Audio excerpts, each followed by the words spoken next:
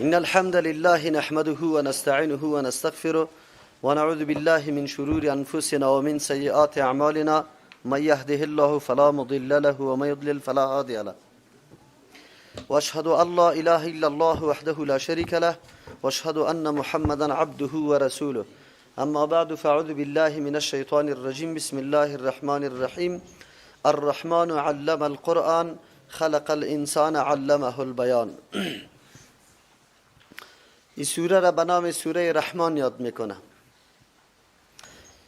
کلمه رحمان که از رحمت گرفته شده، صفت الله تبارک و تعالی رحمان است، دارنده رحمت است، دهنده تمام نعمتهای بزرگ الله تبارک و تعالی است. رحمت الله عام است، همگی را فرا گرفته، همه مخلوقات فرا گرفته. از همین خاطر است که نام رحمان بالای مخلوق نهاده نمیشه، به خاطر که مفهوم و این معنا را در مخلوق دیده نمیتونیم. برخلاف کلمه رحیم، رحیم رحمت خاصه میگه. انسان میتونه بعضی رحمتهای خاصه، یعنی شفقت و دلسوزی خاصه بالای کسی بکنه، از او خاطر صفت رحیم برای مخلوق عام است. اما کلمه رحمان عام است، تمام دهنده بخشایش ها و نعمت ها برای همه مخلوقات ایر رحمان میگه. انسان نمیتونه که رحمان شوه، به همه چیزا و هر قسم مواهب و بخشش ها را پیش بکنه. از امو خاطر از کسی که نامش عبدالرحمن است رحمان برش گفتن نشوه. این صورت مسما رحمان به خاطر است که در اول سر نام الله تبارک و تعالی الرحمن ذکر شده و در حقیقت تشریح امی صورت مکمل تشریح نام رحمان میکنه. از او خاطر صورت به نام رحمان یاد میشه. 97م صورت است در نزول خود که قبل سوره دهر و بعد سوره رعد نازل شده. در ما قبل الله تخویفات ذکر کرد، ما را از عذابای جهنم ترساند که اینطور حالات آمدنی است، هیبتناک است، قیامت آمدنی است، مردما به این شکل و به این صورت می باشه. و ضمناً بشارت هم بود برای متقین. الله تبارک و تعالی در اینجا امی بشارت و تخویف تفصیلا ذکر میکنه. یا در اونجا الله ذکر عذابا را کرده بود، در اینجا الله ذکر انعامات خدا میکنه که هر انعام الله تبارک و تعالی به یک تنبیه و سوال از ما ختم میکنه. 31 مرتبه فبأی آلاء ربکما تکذبان الله ذکر میکنه. این نعمتایی که الله ما را مخاطب قرار میده که به کدام نعمت پروردگار شما جن و انس تکذیب میکنی، یعنی دروغ میشماری، اعتراف نمیکنی، اقرار نمیکنی، خود انسان میکشانه به ای که به جز از اعتراف و تسلیمی به الله تبارک و تعالی به چیزی دیگری سر سجده را پایین نکنه. در حقیقت صورت یکی از جمله استدلالات قوی برای عزیز است که بندگی حق الله تبارک و تعالی است، از کسی دیگری نیست. این صورت در ابتدا نعمت بزرگ اشاره میکنه و ذکر میکنه. این نعمت بزرگ عبارت از خلقت انسان، تعلیم بیان برای انسان و تعلیم قرآن برای انسان است.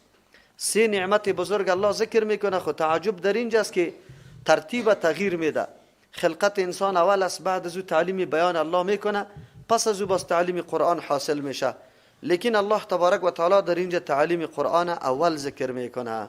اشاره به این میکنه که بزرگترین نعمت در زندگی انسان تعلیم قرآن است. حتی از خلقتش کده هم این نعمت خیلی ممتاز است، خیلی عالی است. تشریح میکنیم ان شاء الله.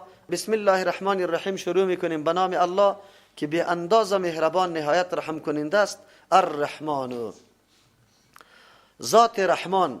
پروردگار کیست؟ ذات رحمان است. اصلا این جواب سوال امو مردمای بود زمانی که پیغمبر علیه السلام مشرکین مکه را دعوت داد به سجده کردن برای الله و گفت که برای رحمان سجده کنی و سوال کردن و من رحمان، رحمان کیست؟ رحمان ما نمیشناسیم. الله تبارک و تعالی جواب میده که چطور شخصی باشه، چطور مخلوقی باشه که ذات رحمان نشناسه، در حالی که وجودی تو را مکمل نعمتهای الله فرا گرفته، همه چیزی که در وجود مشاهده میکنی از ناحیه الله است و بازم الله را نشناسی و ذات رحمان نشناسی. ای بسیار بد است. این عینا به مثل اموی میشه که اگر بچه برای پدر خود بگویه، پدر به بچه امر بکنه که اینی کار بکو، به خاطر که من مستحق امی امر هستم و اطاعت ما واجب است. میگه چی کدی برای ما؟ و بعد از او پدر بشینه یکه یکه برش تفصیلا محنت و تکلیفی که در مورد اولاد خود کشیده او را برش بازگو بکنه. اونجا امی بچه وقتی ببینه که همه کمالات ما از ناحیه پدر است، مجبور است که به عرق خود تر شوه و گردن انقیاد و تابعداری را برای پدر خود بگذاره.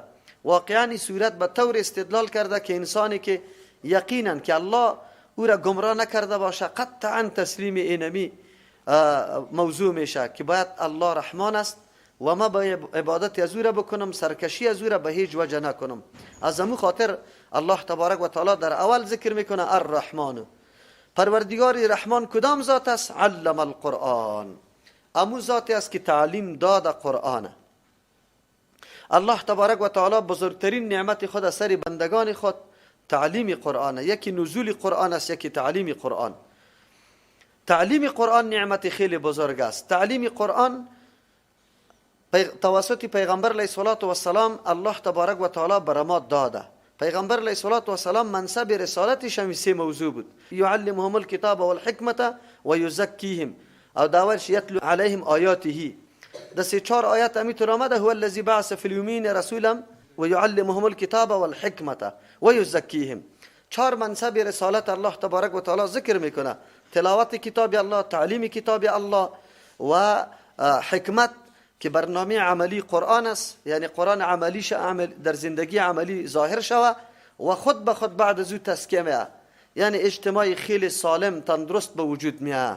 معلوم شد که پیغمبر علیه السلام مسئولیت شام در مورد قرآن بوده و تعلیم قرآن یکی از جمله مسئولیت های خیلی مهم پیغمبر علیه السلام بود.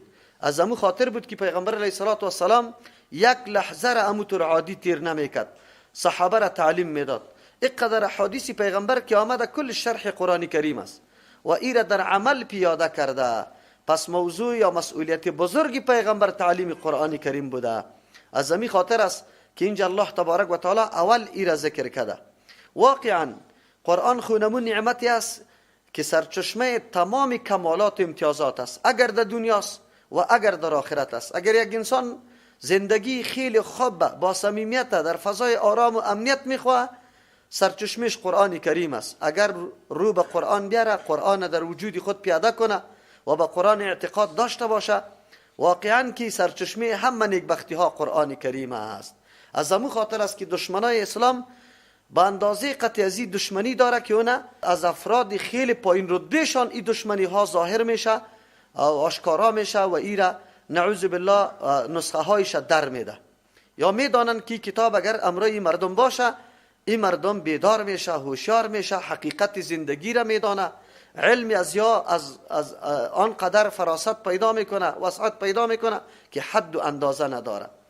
اما در مقابل همه امی کمالات قرآن کریم که عملا بر ما به طور نمونه زندگی پیغمبر و صحابه بالکل واضح است که از امی قرآن و کدام زندگی جور کردن که دنیا نظیرش ندیده. امروز برادرای مسلمان ما از قرآن ناشناسته، بیخبر هستند، نمیدانه قرآن کدام کتاب است. الله تبارک و تعالی برای ما اول همین نعمت خود ذکر میکنه که علم القرآن، تعلیم داده الله قرآن. تعلیم توسط پیغمبر داده شده، پیغمبر توسط احادیث تشریح قرآن کرده، اما احادیث رنگ شما در کل عمر نمیبینه. حدیث کس نمیشناسه که حدیث چی را میگه، نام کتاب حدیث مردم آشنایی نداره. وقتی میگی بخاری شریف میگه البته بخاری زمستانی را میگه که چوب دش سوختانده میشه. تا این اندازه را جهالت حاکم شده در مسلمانای ما و نمیفهمن که قرآن کدام کتاب است. یقینا امروز کافر باید امی کارا را بکنه، چرا که ما بی‌اعتنایی در مورد کتاب خود کردیم. تعلیم قرآن قطعا وجود نداره، قطعا وجود نداره. ما با قرآن آنقدر جفا کردیم، آنقدر ظلم کردیم که هیچ قابل یادآوری نیست. مسلمان ها در طول تاریخ یگانه ظلم و جفایی که کرده به امر امی کتاب کرده. این کتاب قابل اینقدر ظلم و جفا نبود. این کتاب بود که ما را دمون نقطه میرسان که دیگه بشریت نمیتونست از او بالا بره. امی کتاب است که اونمو نظریه را یا مفکوره را در قلب مردم میشانه که دیگه ادناترین تجاوز یا از آزار و اذیت از کسی دیده نشود. امی قرآن است.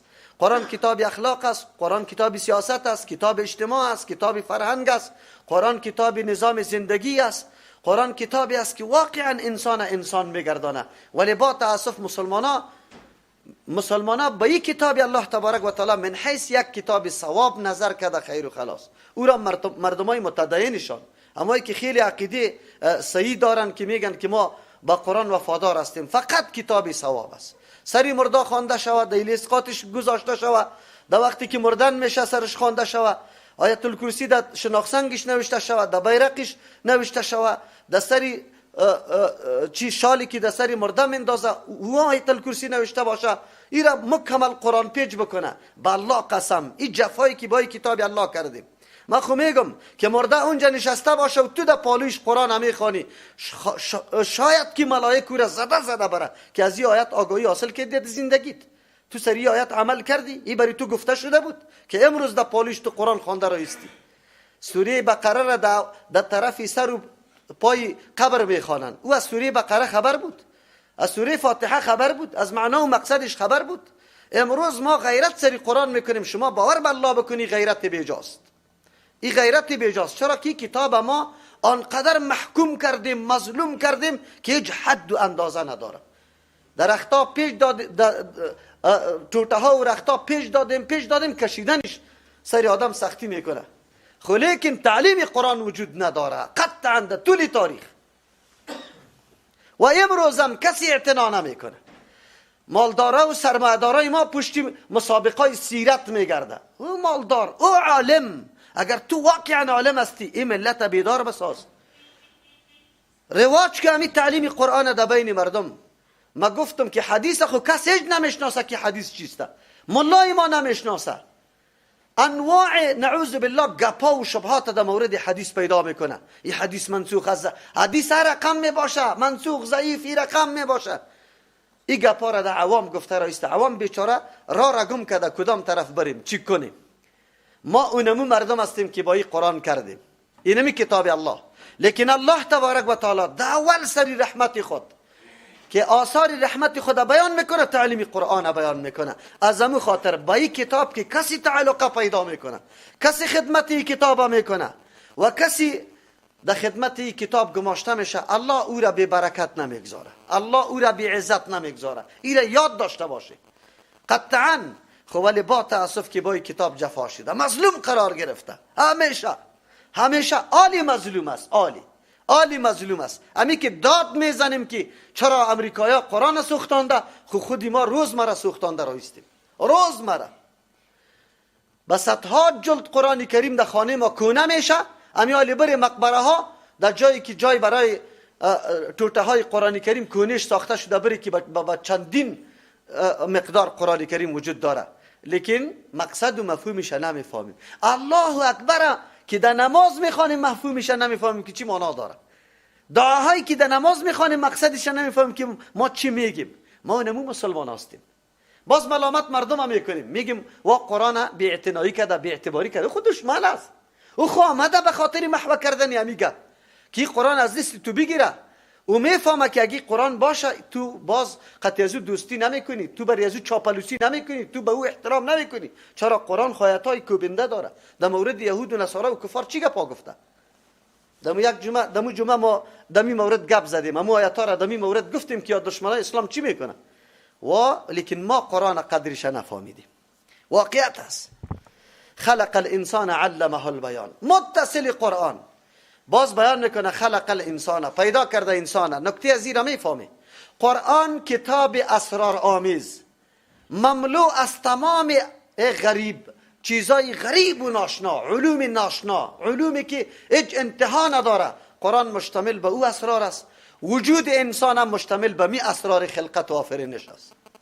در جهان برابری وجود انسان نخواد یک وجود دیگری امی قدر پیچیده و امی قدر اسرار و رازها داشته باشه که تا امروز تحقیقات روان است.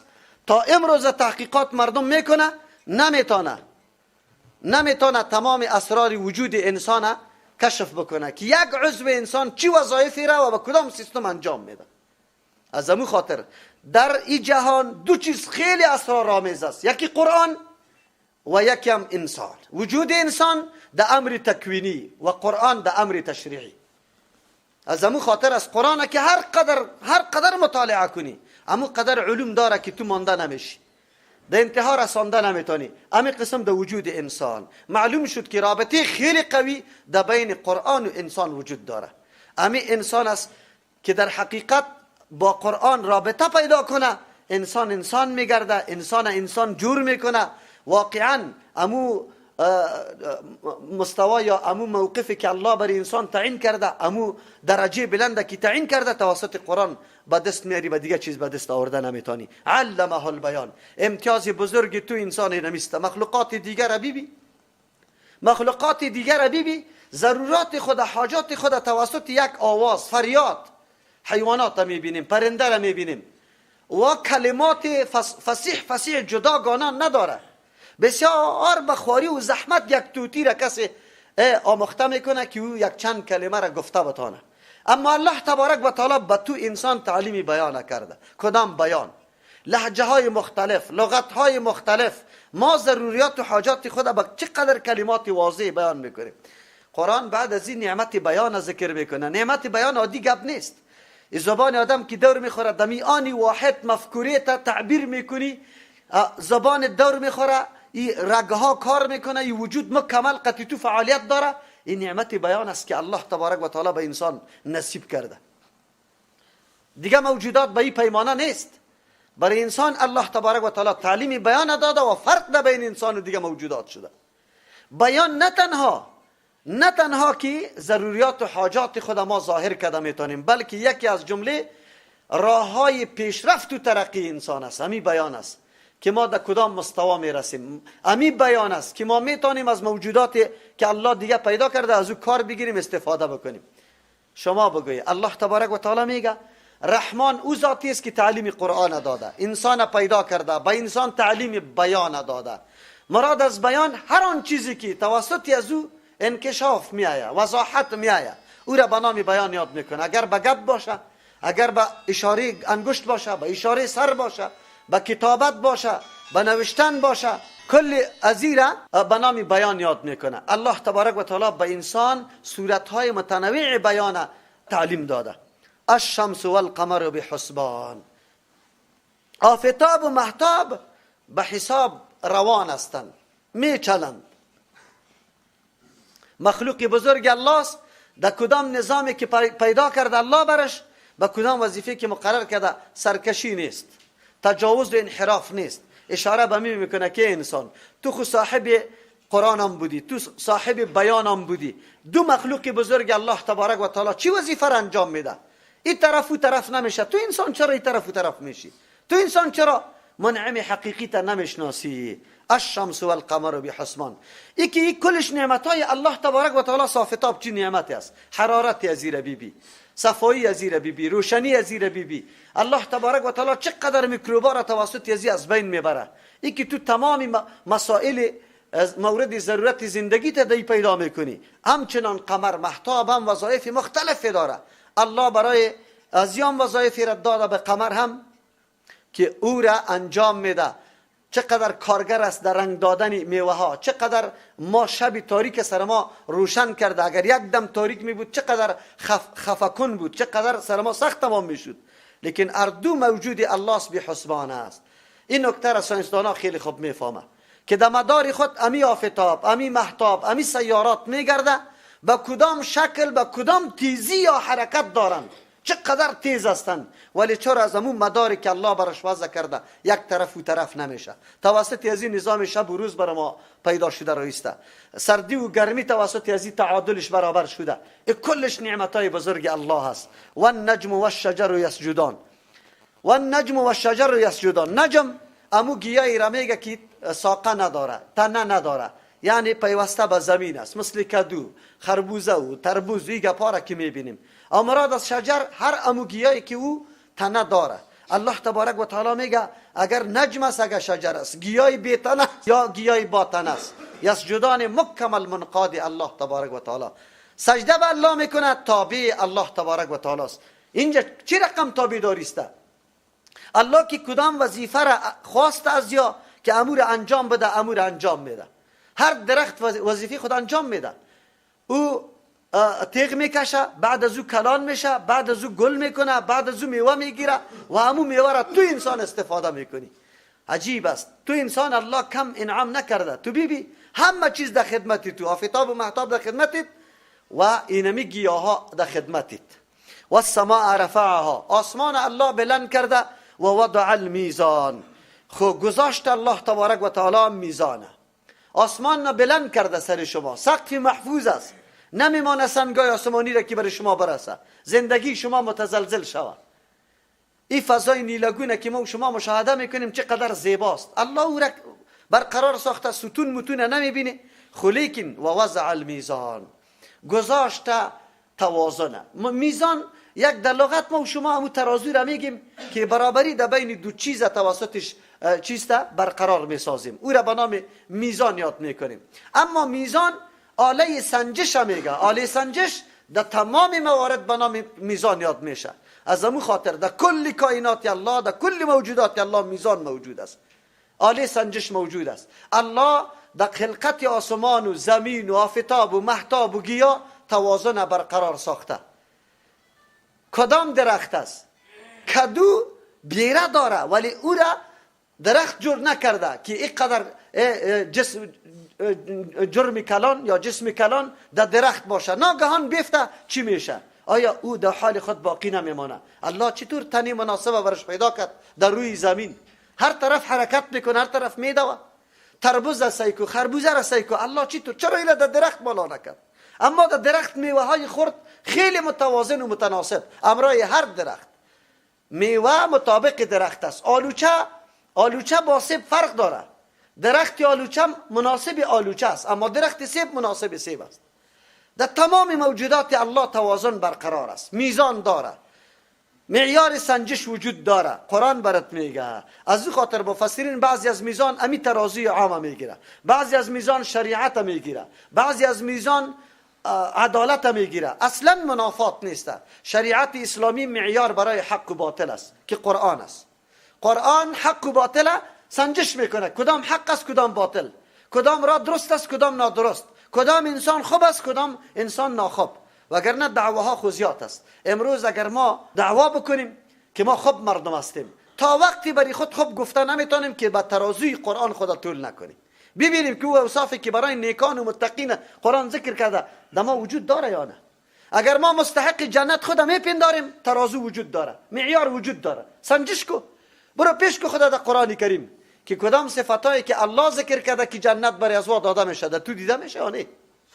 اگر ما دعوای حقانیت خدا میکنیم، صفت حقانیت که قرآن بیان کرده در ما موجود است یا نه. قرآن عینا امی مفهوم میده، امی ترازوست که در بین حق و باطل سنجش میکنه. امی قرآن کریم است. مثل که در نظام کائنات این امی قسم توازن است، میزان وجود داره، در عین انسان هم این قسم توازن وجود داره. قرآن اشاره به این میکنه در یک وجودی تو هنگام توازن خراب میشه، یک شکرت بالا میره، خونت فشارش بالا میره، هر چیز برای خود موازنه داره. اگر ادنا تغییر درش پیدا میشه، بدن تو در حال اصلیش باقی، نرمالش باقی نمیمانه. ضرورت داری به یکی بری پیش دکتر تا که او را پس نرمال بسازه. معلوم شد که تمام اختلال، تمام انحراف در وجود انسان از عدم توازن پیدا میشه که هر چیز در موازنه خود قرار نگیره، اضافه شوه یا کم شوه، خلل در بدن پیدا میشه. در شریعت هم امیر رقم گپ است. اگر تو احکام الله را، دستورات الله را، تشریع و تعلیم پیغمبر نادیده گرفتی، یا زیادت کردی یا کمی کردی، در اجتماع توازن برقرار باقی نمیمانه، خلل انحراف پیدا میشه. خامخا ما امروز میبینیم جامعه ما چرا فساد درش حاکم است، چرا جامعه ما نمیفهمه، چرا یک اجتماعی خیلی پر امن با محبت برقرار نیست. علت است که توازن احکام شرع را ما در نظر نگرفتیم. شریعت معیار بود برای ساختن اجتماع ما، قرآن معیار بود برای ساختن اجتماع ما پشت ازی نگشتیم، گذاشتیم شد تاق. احترام فقط بعد از ختم شدن نماز یک مرتبه بالا میکنیم، در چشم خود میمالیم. اینی کلانترین تعظیم ما برای قرآن است. نکردیم که ما در معیار زندگی خدا با معیار قرآن برابر میکردیم که قرآن برای ما چی دستور داده. ما امروز از خواب بیدار شدیم قرآن برای ما چی دستور داره؟ از خواب بیدار شدیم چی بگویم، چی بکنم، کدام طرف حرکت کنم، چطور معامله خدا پیش ببرم. من میرم طرف دکان، من میرم طرف دفتر، من میرم طرف مرکز درس، من میرم طرف کار و روزگار. قرآن برای ما چی دستور داره؟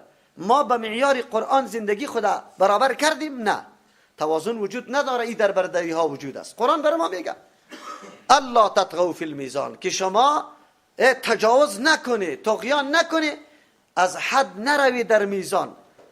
دمی معیار سنجش، دمی چیزی که شما عرشه توسطش سنجش میکنی، دایی طغیان نکنی، نعوذ بالله از حد نگذری، ایره دمو حدش بگذاری. اینطور نشوه که نعوذ بالله خوب بد بگویم، بد خوب بگویم، حق باطل بگویم، باطل حق بگویم. نه، در میزان مثل که در طول و ترازو تو طغیان نمیکنی، یک جانب تو کم دیگه جانب زیاد نمیکنی. چرا؟ نقصان است، یا به تو یا برای دیگه، یا به تو نقصان است یا برای دیگه.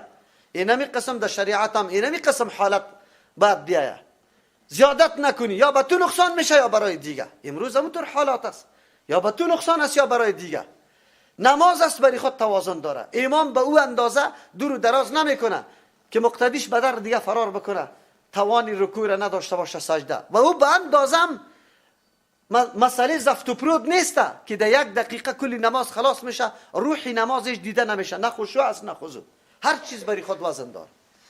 پیغمبر علیه السلام در این موارد هدایت داره، در هر مورد امیر تشریح کرده و اقیم الوزن بالقسط، راست بسنجی وزنه، بالقسط، به انصاف.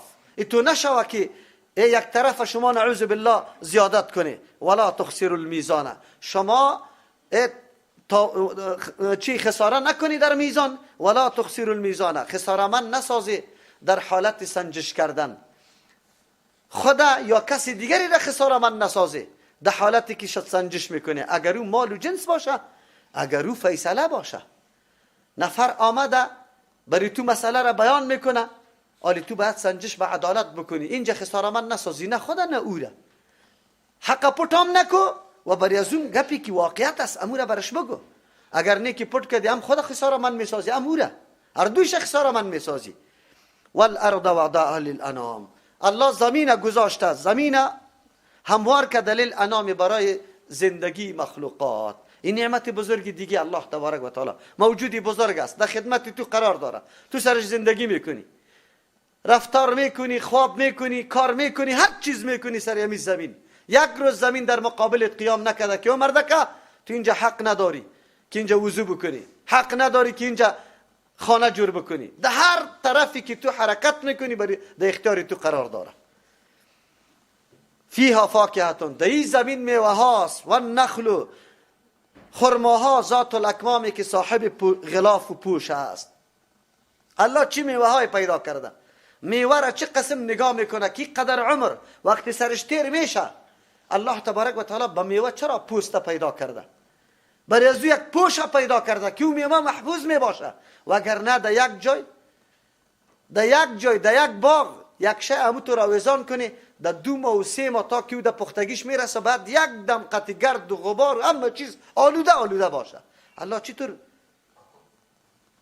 چطور غلاف برش کرده؟ امی خوشی خرما اول در بین چی است؟ در بین پوش است، غلاف است، تا وقتی که بیرون میبره هر چیزی که میبینی نمی قسم است. بادام هم میبینی تا کدام وقت، تا که دهن واز میکنه. امی قسم همه میوه ها را حتما بری خود یک پوش داره. والحب ذو العصف والریحان، و دمی زمین دانه هاست ذو العصف برگدار و ریحان صاحب خوشبویی. الله تبارک و تعالی دانه های پیدا کرده که برگا داره، از برگایش استفاده ها میشه برای علف دواب، برای خوردن خودی با، و همچنان چیزایی است که سبب خوشبویی است. این گلای متنوع را میبینی، خوشبویی های متنوع. خب از یک زمین خاک، از یک اصل، الله تبارک و تعالی انواع خوشبویی ها را چی رقم پیدا میکنه، انواع دانه ها را و قسم قسم برگ ها را، رنگای متنوع، وزن متنوع داره، حجم متنوع داره، کیفیت متنوع داره. این را کی کرده؟ کدام ذات است که این را پیدا میکنه؟ امیر رحمان است. او کلش برای کیست؟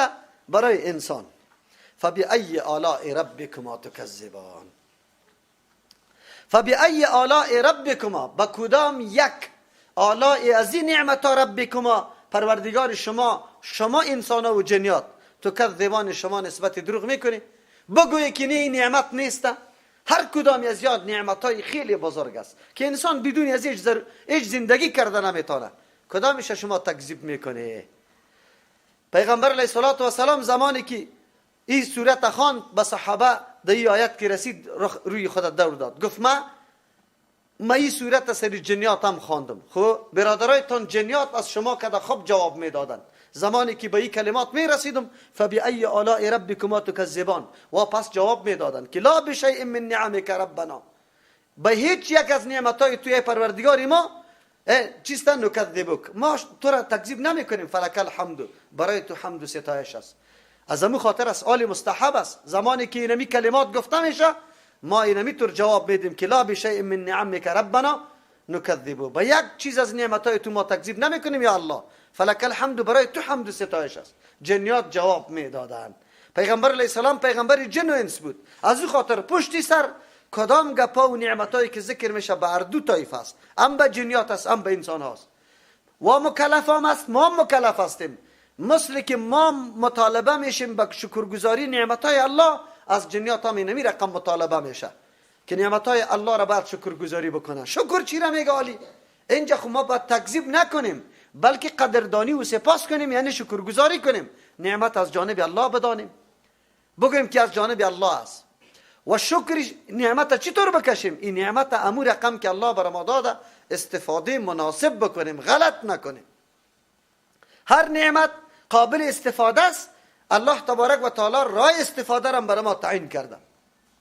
در وجود انسان، در حیوانات، در پرنده ها، در گیاه ها، در همه چیز الله تبارک و تعالی حدود وضع کرده. برای ما گفته اینی چیزا به اینمی اندازه، به اینی پیمانه، دینمی صورت تو استفاده میتونی، در غیر از اون نمیتونی.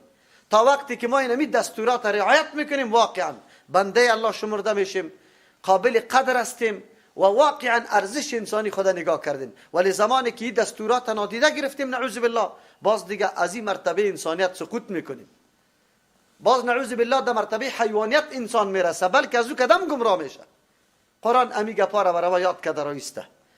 خلق الانسان، بعد از ذکر این نعمتا کسی نیست که اعتراف نکنه و نگویه که بله الله تو کدام ذات هستی، باز رحمان نشناسه، باز بگویه که و من رحمان، و رحمان کیست، باز خام بشناسه. خلق الانسان من صلصال کالفخار. قدر نعمت وقتی میدانیم که ابتدا و اولی خود آدم بدانه. انسان ارزش خود وقتی پیدا میکنه که اول چی بود. خلق الانسان، پیدا کرده انسان الله من صلصال، از گل خشک که صدا میداد، تنگ تنگ صدا دهنده بود، کالفخار، به مثل سفال واری، به مثل چی برش میگه، کاسه گلی. کاسه گلی یک نامی چی دیگه هم داره، کلال. ماشاءالله، به مثل کلال واری. خب الله تبارک و تعالی میگه شما را از گل پیدا کرده. گل اول الله خمیر کرد، خاک یعنی ترکت، بعد از او گذاشت تا ای که او سیالای گشت که بوی میداد. بعد از او الله تبارک و تعالی او را انسان جور کرد، گل گذاشت تا که تنگ میزد. پس از او الله برش کالبد داده، پس از او روح ادش دمیده. خب این انسان از او نقطه آغاز کرده وجودی ازیره، پیدایش ازیره. تو الله را نمیشناسی، تو رحمان را نمیشناسی، از او خاطر الله میگه انسان از او پیدا کرد. و خلق الجان، پیدا کرد اصل جان من مارج من نار، از شعله که از آتش بود. مارج امو شعله را میگه که دود نداشته باشه، صاف باشه.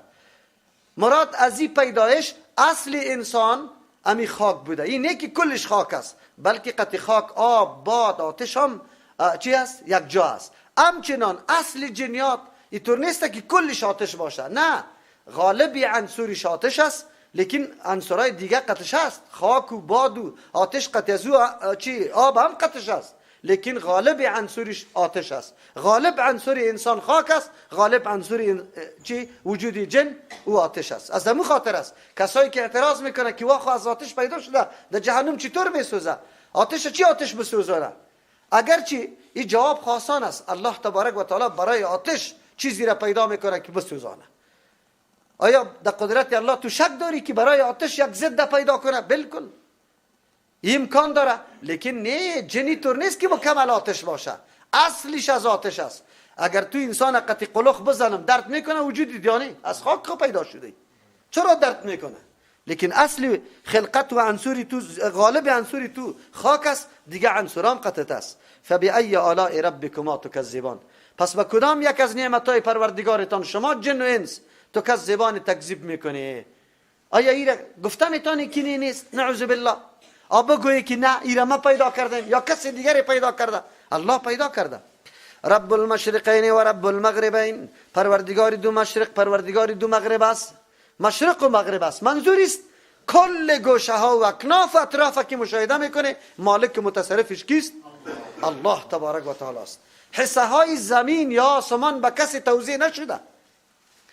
این زعم مردم عوام است که میگه ای ساحی کابل در دستی عاشقان و عارفان است، فلان ترکستان زمین در زیر تصرف فلان ولی است. این عقیده شرک است، این غلط است، این در دین نیست. کل تصرفات جهان پیش کیست؟ رب المشرقین، پروردگار دو مشرق و مغرب است.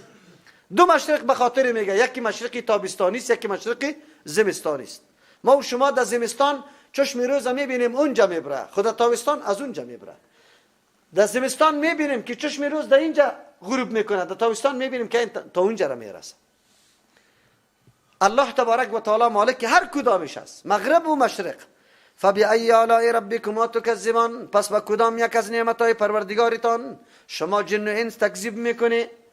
البته در هر کدام از این نعمتهای بزرگ است. همین مشرق و مغرب اگر نباشه، الله تبارک و تعالی روز مره چشم روز طلوع میکنه، بعد از او غروب میکنه، روز میاد شب میاد، برای استراحت ما، روز برای کاری ما، کلش نعمتهای بزرگ الله تبارک و تعالی است. این کی میکنه؟ همین نظام کی برقرار کرده؟ با یک نظم دقیق همین استوار است. کدام ذات میکنه؟ مرج البحرین یلتقیان، مرج البحرین یلتقیان، روان یک جا کرده بحرین یلتقیان که با هم جمع شده میروند، بینهما برزخون که در بین اردویشان برزخون پرده است، لا یبغیان که تجاوز نمیکنه. دو مطلب داره. امی آب شیرین و تلخ وقتی که از بالاها میریزه قطی بحر یک جای میشه، در بینشان پرده است، یکی با دیگه یک جای نمیشه، تجاوز نمیکنه. آب اسمایی است، باید به مجرد اختلاط اجزایشان مکمل مخلوط شود. یک جزء در نقطه نهایی برسه، دیگه جزء در نقطه نهایی دیگهش برسه. اما تو میبینی ما زمین وقتی چاره میزنه دمی کابلیتان تا یک ساحر آبی تلخ است، باز بعد از او پایین آبی چیز شیرین میباشه. امی پرده را در بین آب شیرین و تلخ کی وضع کرده؟ از کجا میشه؟ این یک ترجمه است. بلکه در بعضی جاها دریای نمیطور است که مسافه های خیلی دوره میپیمایه، لیکن میبینی یک مسافه یک بلستی طرف آب بالا میکنی چیز شیرین، یک بلستی طرف آب بالا میکنی چیز تلخ است. امی پرده را در بین دو مایه کی گذاشته؟ یک یا بینهما برزخون، در بین اینمی آب شیرین و تلخ برزخون پرده است، لا یبغیانه که تجاوز نمیکنه. آبی تلخی بحرها اینقدر بالا نمیشه که کلی خشکر در بر بگیره و آبی خشکر هم قطع خود یک جای تلخ بسازه نمیمانه. الله تبارک و تعالی آلی زیر سطح زمین خو مکمل آب است. پس آب وقتی که در اون نقطه آب است و امو آب در این نقطه رسیده باید یک قسم باشه. چرا در اینجا شیرین است و در اونجا تلخ است؟ الله تبارک و تعالی نمیگذاره که یکی سری دیگه تجاوز کنه. فبأي آلاء ربكما تكذبان يخرج منهما اللؤلؤ والمرجان، میکش الله تبارک میبرای منهما از اینمی دو دریا اللؤلؤ والمرجان، لولو و مرجان، مرواریدها میبره و مرجان میبره. هر دو چیزای قیمت بها خیلی قابل قدر به نزد مردم از امی دو دریا. اصلا لولو و مرجان در جای هستن که امی آب تلخ و شیرین با هم چی میشه؟ یک جا میشه. در اونجا زیاد است. آب بازا این مهارت ها را داره که کجا ای پیدا میشه. الله تبارک و تعالی از اینجا امی دو آب با هم یک جا میکنه، بعد از اونجا لولو و مرجان پیدا میشه. تنها در شیرین نه، تنها در تلخ پیدا نمیشه. از همون خاطر آب بازا کسایی که کارای لولو و مرجان میکنه در اون طور جایا میره که اونجا اینمی قسم آب وجود داره، یک طرف تلخ و یک طرف شیرین. فبأي آلاء ربكما تكذبان وله الجوار المنشآت، در اختیار الله تبارک و تعالی است الجوار کشتیای روان، المنشآت که بلند است، فی البحر در بحر کالاعلام به مثل کوهاواری. قرآن 1400 سال پیش این بیان کرده بود. در اون زمان نه کشتی های بزرگ که حال دولت ها ساخته و میدان های هوایی دیش ساخته و نه کشتی هایی که از 4 ماه و 5 ماه تا میشه قطع کرند خلاص نمیشه بارش. در اون زمان وجود داشت.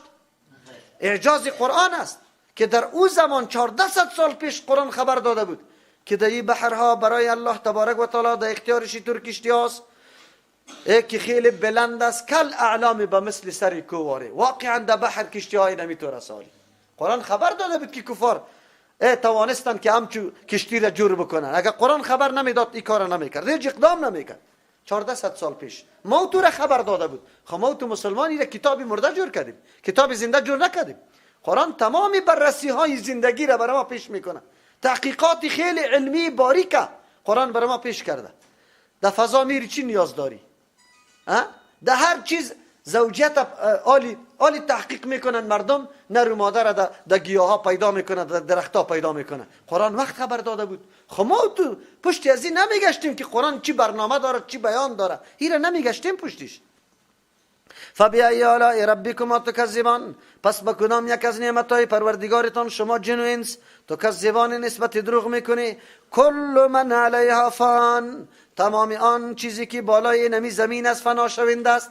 اینجا مفسرین میگه که مراد جن و انس است. چرا که بحث از جن و انس است. نعمتها برای جن و انس چیسته بیان میشه. کل من علیها، تمامی انسان ها و جنیات که بالای زمین است فان فنا شونده است. و یبقى وجه ربک، باقی میمانه ذات پروردگار تو ذوالجلال والاکرام که صاحب بزرگی است، والاکرام صاحب عظمت. یعنی او طور ذاتی است که بله بزرگی را به مردم میده مثل که به انسان ها و جنیات داده. والاکرام قابل چی دارنده عظمت است که به جن و انس همین قسم عظمت و بزرگی را داده. فبأي آلاء ربكما تكذبان، با کدام یک از نعمتهای پروردگار شما جن و انس تکذبان نسبت دروغ میکنه. و یبقى وجه ربک ذو الجلال والاکرام، او جن و انس آخرش هم فنا میشه. ایام نعمت است. در صورتی که تو زندگی را به دستور الله تیر کردی، امی فنا شدن تو هم نعمت بزرگ است. چرا؟ حایل که در بین جنت و تو بود مرگت بود. اینمی وسیله بود. از او خاطر فنا شدن تو بر تو نعمت میگرده. خود شرطش است که یقینا کمال بندگی را به الله تبارک و تعالی کرده باشی. یسأله من فی السماوات والارض، الله کی باقی بمانه برای ما چی نعمت است. بله پاداشای ما را تمام نعمتایی که وعده کرده، انتقام از دشمنای ما گرفتن، این در صورت میشه که الله باقی باشه. یام برای ما نعمت است. یسأله من فی السماوات، درخواست میکنه او کسی که در آسمان است، والارض در زمین است، از الله تبارک و تعالی. کلگی از الله میخواه بجز از مردم ما. از مردم ما از قبرها میخواه. قرآن یسأله من فی السماوات، درخواست میکنه از الله تبارک و تعالی، طلب میکنه از الله. من فی السماوات والارض، چیزی که در آسمان و زمین است. ملائکه مقربم از الله میخواه، انسانای بندگان نیکم از الله میخواه. خب مردم ما میگن نه قبرها. کل یوم هو فی شأن، هم روز هر وقت. اینجا یومین به معنای روز نیست، هر وقت. هو فی شأن، الله تبارک و تعالی در یک چیسته شغلی است. البته شغل این معنی است که الله تبارک و تعالی شؤون متنوع داره، کارهای مختلف داره و الله تبارک و تعالی تدبیر میکنه. امروز این انسان چی کار کنه، چقدر کمایی کنه، نیکی میکنه، بدی میکنه، چقدر رزق میخوره، چقدر قدم میزنه، چقدر گپ میزنه، کلشه در کل مخلوقات این اندازه و تدبیر کی میکنه؟ الله تبارک و تعالی. هر وقت الله در شؤون است.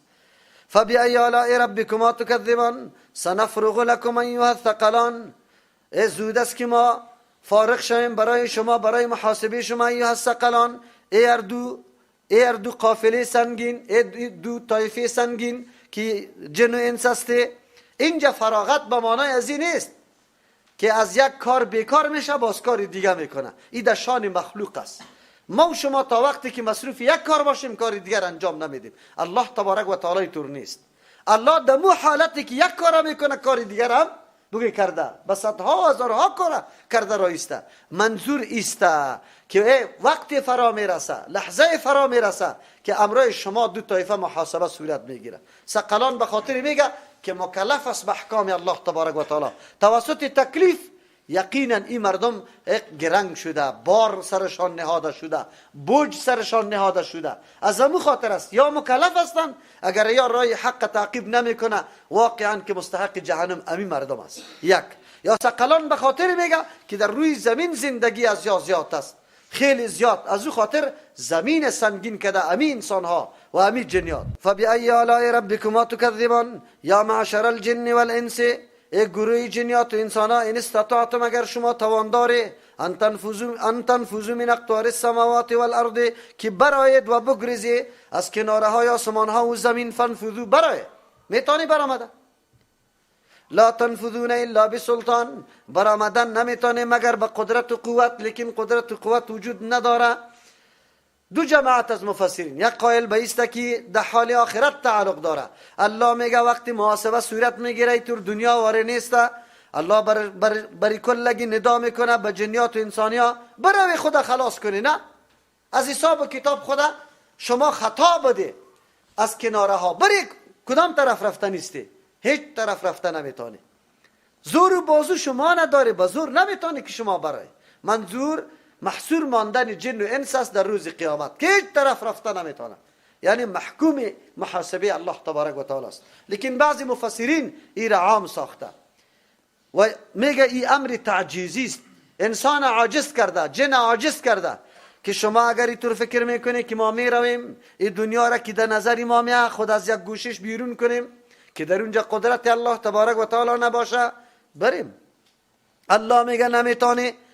از خاطر میگه که اگر شما این استطاعتم ان تنفذوا، اگر شما توان داری که برای من اقطار السماوات از کناره ها و گوشه های آسمان والارض از زمین، فانفذوا برای.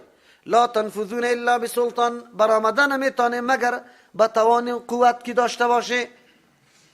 توان قوت وجود نداره، او توان قوتی که از کناره ها شما را بکشه. چرا؟ هر طرف که میری زمینی کیست، هر طرف که میری آسمانی کیست، بس در هر طرف قدرت الله تبارک و تعالی است.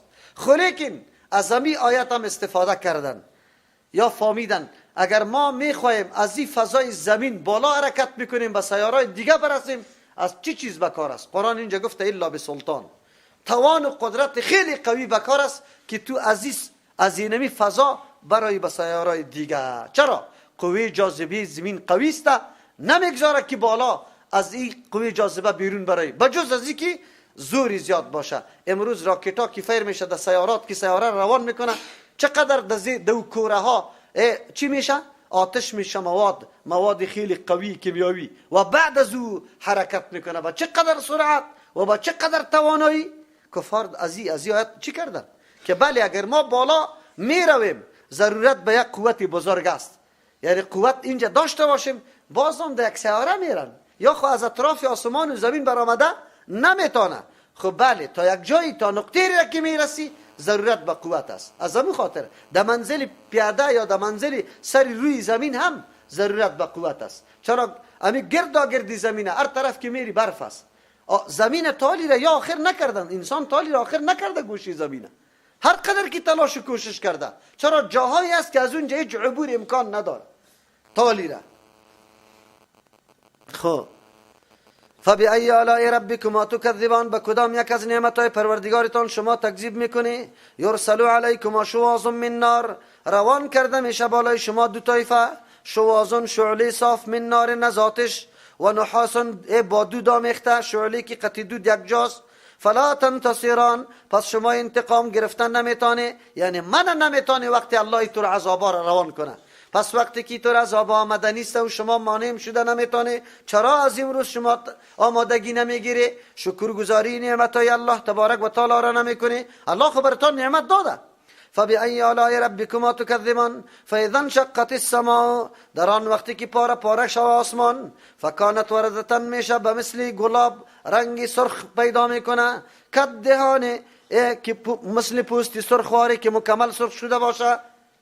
خب این آسمان به این حالت رنگینی که شما فی الحال میبینی سرخ میشه، یعنی چیسته به مثل پوستی سرخ یا گلاب واری سرخ میگرده. چرا؟ در حقیقت در این فضا یک دم آتش است او فضاها کلش مبدل بین می آتش ها میگرده و پرچپا آسمان خو یک سقف بود، یک محفوظ بود. مراد از آسمان امی فضاست، امی فضایی که الله در اونجا قوه جاذبه را پیدا کرده که هر چیز جذب کرده رایست نمیگذاره که پایین بیا.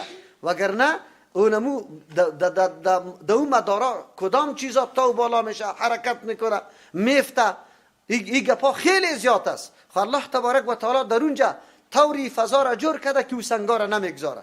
از این خاطر الله میگه روز فرا میرسه که آسمان یک دم پاره پاره میشه. یعنی فضا را شما میبینی توته ها از هر طرف افتاده رایسته او یک دم سرخ باشه، این لگونی از بین بره. فبأي آلاء ربكما تكذبان فيومئذ لا يسأل دیر سوال کرده نمیشه عن ذنبه در مورد گناه انس از انسان ولا جان از جن، از گناه سوال نمیشه. فيومئذ لا يسأل عن ذنبه دیر سوال کرده نمیشه عن ذنبه از گناه دیگه کس. هر کس از گناه خود سوال کرده میشه نه از گناه دیگه کس. یک ترجمه شیسته. دوم فیومئذ لا یسأل عن ذنبه دیتو رو سوال کرده نمیشه از گناه ازی. چرا؟ به خاطری که معلومات قبلا موجود داره، هیچ ضرورت به سوال نیسته. دیگه جای خو میگه که سوال میشه، اینجا میگه سوال چیز نمیشه. قیامت مقامات یا محل مختلف داره، در یک مقام سوال میشه، در دیگه مقام سوال نمیشه، مختلف مقامات داره. از او خاطر دیگه فیومئذ لا یسأل عن ذنبه دیتو رو سوال کرده نمیشه عن ذنبه از مورد گناه امی هر کدام از افراد انس و جن، انسان ولا جانون، نه از انس نه از جان، یعنی در مورد گناهشان سوال کرده نمیشه. چی رقم؟ اگر کدام عذاب الله برش مقرر کرده در مورد گناهشان سوال نمیشه که چی گناه کرده بود یا چقدر کرده بود و چقدر عذاب دادی. این گپا دیگه وجود نداره، کسی بازخواستگر نیست. فبأي آلاء ربكما تكذبان يعرف المجرمون بسیماهم مردمای گناهگار شناخته میشه با چهره هایشان.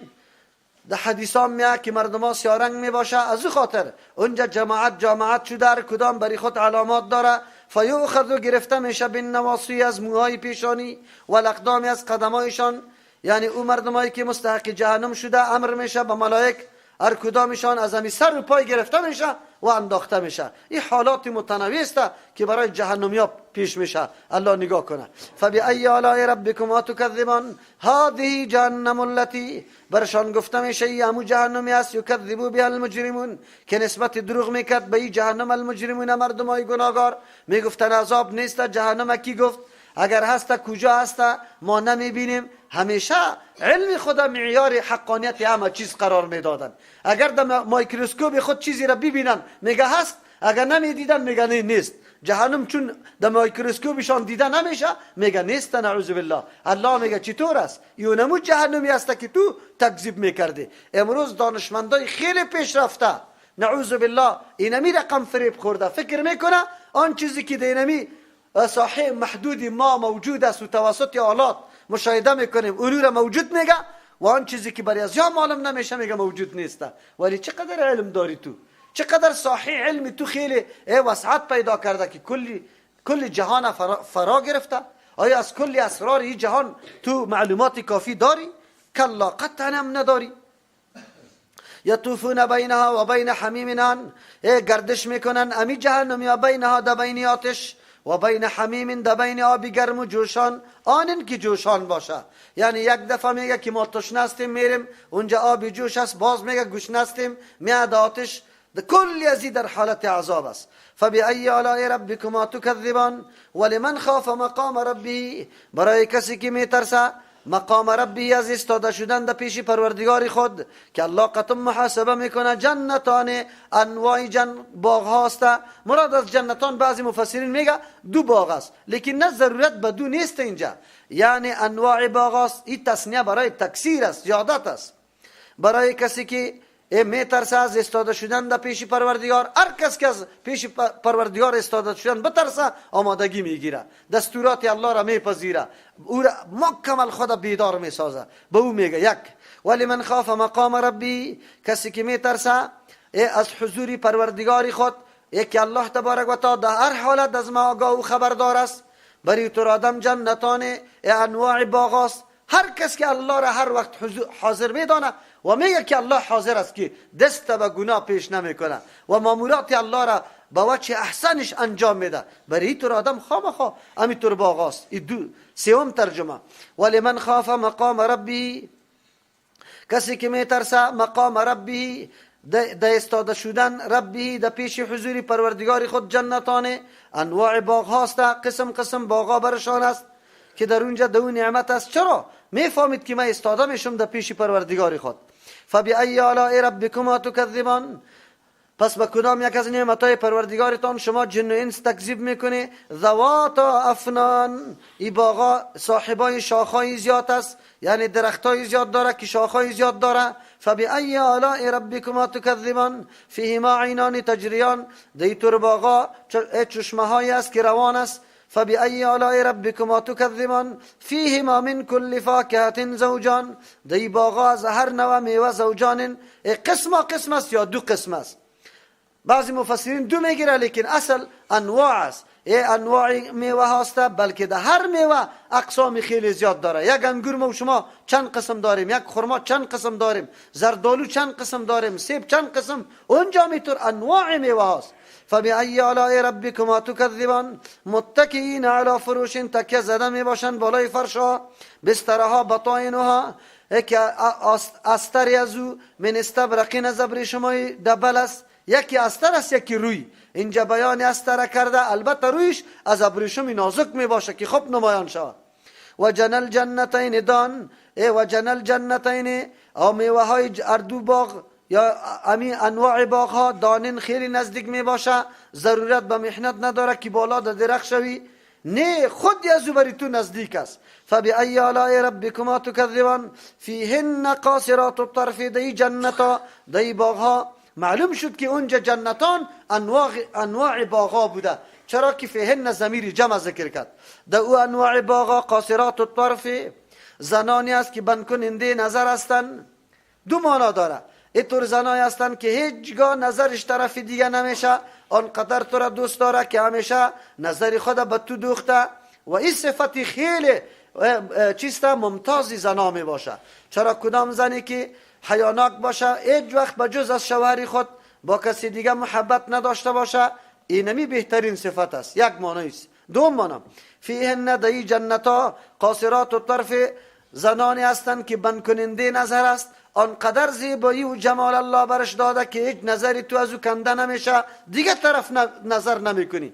لم یطمثهن انسان، که مسا نکرده دست نبرده نه انسان قبل هم پیش ازی بیشتیا، ولا جانون نکدام جنی، یعنی یا همه ایشان دخترای جوان هستند، در عمر 33 سالگی کلگی امسان است. فبأي آلاء ربكما تكذبان كأنهن الياقوت والمرجان، تو گویی که یا امی حورا امی زنای بهشتی، هن الیاقوت یا یاقوت است در رنگشان، و المرجان در صفاییشان به مثل مرجان است، یعنی رنگای سرخ چهره و چیست تازه، و المرجان خیلی صفا و شفاف.